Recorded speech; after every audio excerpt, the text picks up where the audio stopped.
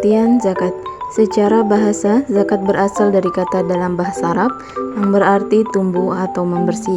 Sedangkan menurut istilah, zakat adalah harta milik muslim atau milik badan usaha yang wajib dikeluarkan menurut ketentuan syariat Islam. Kemudian terdapat macam-macam zakat.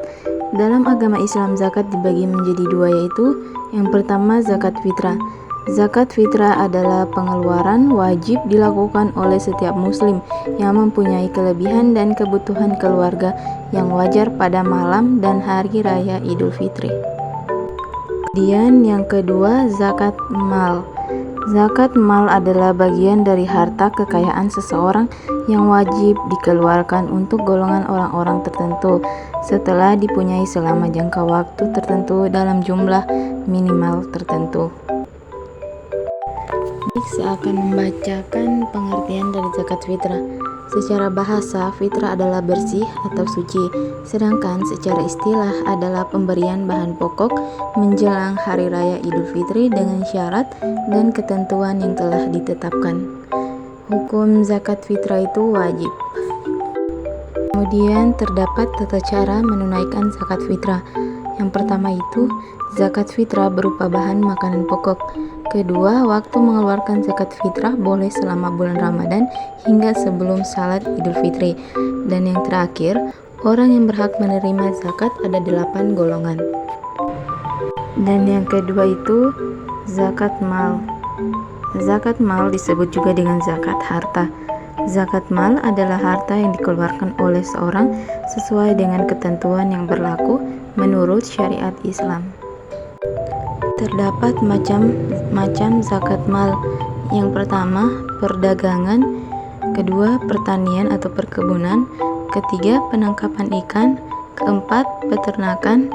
Kelima, barang temuan. Keenam, emas dan perak.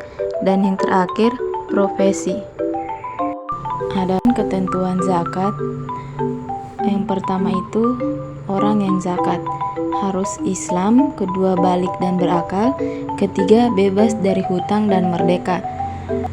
Kemudian harta yang dizakatkan, yang pertama itu diperoleh dengan baik dan halal, kedua hartanya berkembang, ketiga milik sendiri dan berkuasa, keempat haul, dan yang kelima nisab.